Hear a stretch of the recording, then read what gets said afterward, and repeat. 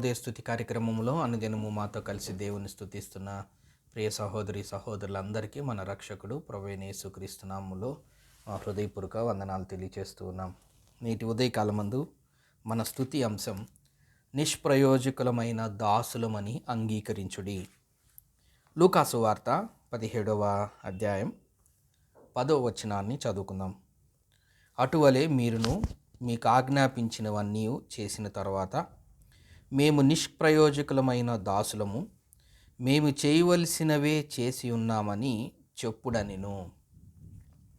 ప్రియ సహోదరి సహోదరులారా, ఈ ఉదయకాలమందు మన స్తుతి అంశంలో భాగంగా మనం చదువుకున్నది నిష్ప్రయోజకులమైన దాసులమని అంగీకరించాలని దేవుడు కోరుకుంటూ ఉన్నాడు. ఏ సందర్భంలో ఈ మాట చెప్పారు అని మనం జ్ఞాపకం చేసుకుంటే, ఏదైనా ఒక పని చేసిన తర్వాత అక్కడ మనం చదువుకున్నట్లయితే అటువలే మీరును మీకు ఆజ్ఞాపించబడినవన్నీ చేసిన తరువాత, ఎప్పుడు పడితే అప్పుడని అక్కడ చాలా స్పష్టంగా దేవుడు చదివిస్తూ ఉన్నారు.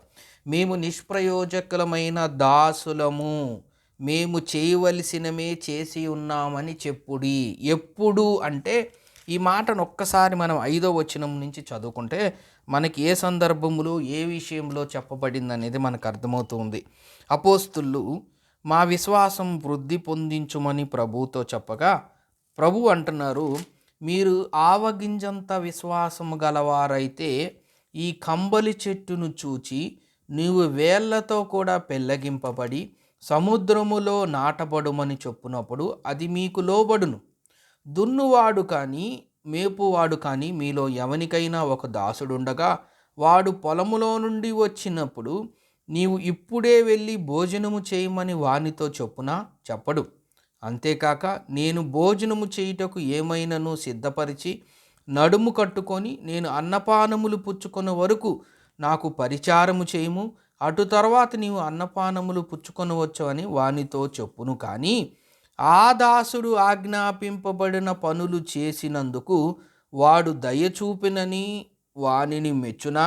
అటువలే మీరును మీకు ఆజ్ఞాపింపబడినవన్నీ చేసిన తర్వాత మేము నిష్ప్రయోజకులమైన దాసులమని, మేము చేయవలసినవే చేసి ఉన్నామని చెప్పుడి అని దేవుడు సెలవిస్తూ ఉన్నారు. అపోస్తులకి ప్రభువైన యేసుక్రీస్తు వారికి మధ్య జరిగిన సంభాషణలో భాగంగా దేవుడు సెలవిచ్చిన ఆజ్ఞని ఉదయకాలమందు మనం జ్ఞాపకం చేసుకున్నాం.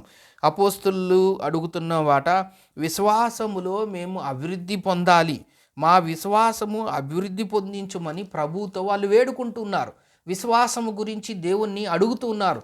మా విశ్వాసమును అభివృద్ధి పరచు నాయనా, మా విశ్వాసమును అంతలంతులుగా దీవించు నాయనా అని అడుగుతున్నప్పుడు దేవుడు చెప్తున్నారు, అభివృద్ధి వృద్ధి అవసరం లేదు, ఆవగించంత విశ్వాసం ఉంటే చాలు అని దేవుడు సెలవిస్తున్నారు.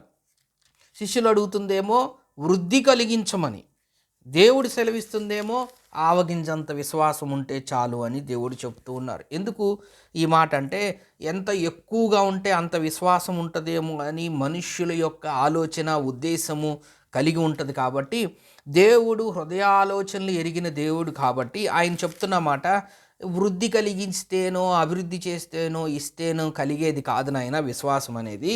మీకు ఆవగింజంత విశ్వాసం ఉంటే చాలు, కంబలి చెట్టును చూచి నీవు వేళ్లతో పెకిలింపబడి సముద్రంలో నాటబడమని చెప్తే అది వెళ్ళిపోతుంది.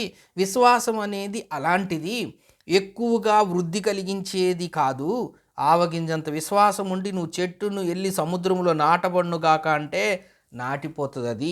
అది విశ్వాసం యొక్క గొప్పతనము దేవుడు అక్కడ వివరిస్తూ ఉన్నాడు. దున్నువాడు కానీ మేపువాడు కానీ అని ఆయన వివరిస్తూ ఫైనల్గా ఆయన చెప్పాలనుకున్న మాట ఏంటంటే, మనం ఏ పని చేసినా, ఏ ఆజ్ఞ మనం చేసినా ఆ ఘనత ఆధిక్యత మన వలన చేసాము, మనం గొప్పతనంగా చేసాము, మనలో ఉన్న ఆ తెలివితేటల వలన చేసామని కాకుండా, మేము కేవలం నిష్ప్రయోజకులము, మేము ఏం చేయాలనుకున్నామో అవే మేము చేయగలిసాము, కానీ మా శక్తి ఏదో గొప్పదనో మేమేదో ప్రయోజకులమనో కాదు, కానీ మేము దాసులమని ఒప్పుకుంటున్నాము అని దేవుడు మనుషుల నుంచి విశ్వాసం నుంచి ఆయన కోరుకుంటూ ఉన్నారు. ఒక రకంగా మనం చెప్పాలి అంటే తగ్గింపు జీవితాన్ని, ఇక్కడ దేవుడు జ్ఞాపకం చేస్తున్నట్లుగా మనం చూస్తూ ఉన్నాం.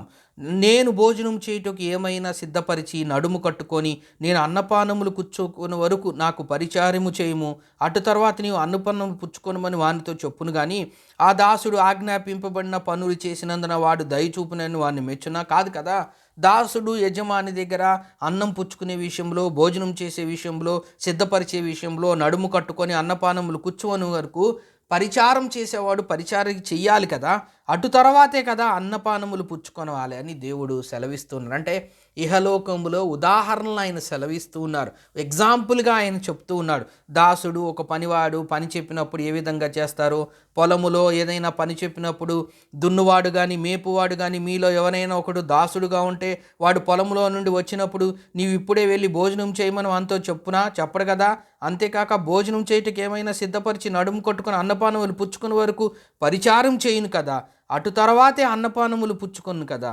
అట్లానే దాసుడు ఆజ్ఞాపింపబడిన పనులు చేసినందున వాడు దయ చూపున? అలా కాదు కదా. కాబట్టి దేవుడు ఇక్కడ సెలవిస్తున్న మాట ఏంటంటే, మనము ఏ పని చేయటానికి ఆజ్ఞను పొందినా, ఏ పని చేయాలని మనం ఆదేశం పొందినా, అది మనము చేసిన తర్వాత అది మన వలన, మన గొప్పతనం వల్ల, మన తెలివితేటల వల్ల అని కాకుండా, మనము కేవలం నిష్ప్రయోజకులమని, మనం కేవలము దాసులమని, మనం కేవలం ఏ పని చేయటానికి మనం నిర్ణయించబడ్డామో ఆ పని మాత్రమే మనం చేయటానికి ఎన్నుకోబడ్డామనే విషయాన్ని మనం జ్ఞాపకం చేసుకొని, అయ్యా మేము కేవలం నిష్ప్రయోజకులమైన దాసులము, మేము చేయవలసినదే చేసి ఉన్నామని చెప్పమని దేవుడు సెలవిచ్చాడు. కాబట్టి ఉదయకాలమందు ఈ మాటను మనం జ్ఞాపకం చేసుకొని, మనం దేవుని కొరకు ఏ పని చేసినా, ప్రభు పరిచర్య కోసం ఏం పని చేసినా, ప్రభు కోసం మనం ఏం జీవించినా, ఆయన ఇచ్చిన ఆజ్ఞలను మనం నెరవేరుద్దాం. ఆయన ఇచ్చిన కట్టడలను మనం నెరవేరుస్తున్నాం. ఆయన మనకు చేసిన బోధన మనం నెరవేరుస్తున్నాం. ఆయన మనకిచ్చిన ఆ కట్టడలు, ఆజ్ఞలను, క్రమాల్ని మనం నెరవేరుస్తూ ఉన్నాం. అంతేకాని మనం ఏదో గొప్పవారమని కాదు, కానీ మనము కేవలం నిష్ప్రయోజకులమైన ప్రభు దాసులమని అంగీకరిస్తూ, ప్రభువు మనకి ఏ పని అయితే చెప్పాడో ఆ పని చేసేవారిగా మనం ఉన్నామనే విషయాన్ని మనం జ్ఞాపకం ఉంచుకొని మనము ముందుకు సాగి వెళ్ళాలని లేఖన భాగముల ద్వారా జ్ఞాపకం చేసుకుంటూ, ఇటు జీవితాన్ని మనకు అనుగ్రహించిన రక్షకుడైన యేసుక్రీస్తు వారిని ఈ ఉదయకాలం ముందు జ్ఞాపకం చేసుకొని ప్రభువుని స్తుతిద్దాం. దేవుడి కొన్ని లేఖన భాగములు మన కొరకు దీవించునుగాక. ప్రార్థన చేసుకుందాం. ప్రేమగల తండ్రి, నమ్మకమైన మా దేవా, మీకు స్తోత్ర వందనములైనా, మేము నిష్ప్రయోజకులమైన దాసులమని మేము ఒప్పుకుంటున్నాం. అవునైనా, మాకు ఏమైతే మీరు ఆ పనిని చేయమని మాకు ఆజ్ఞ ఇచ్చారో ఆ పనిని మేము చేస్తున్నాం నాయన. అది మేము ఒప్పుకుంటూ ఇటు జీవితాన్ని మాకు అనుగ్రహించినందుకు మీకు స్తోత్ర వందనం తెలియజేస్తూ యేసుక్రీస్తు నామమున స్తోత్రం చెల్లించి ప్రార్థన చేస్తున్నాం తండ్రి. ఆమేన్.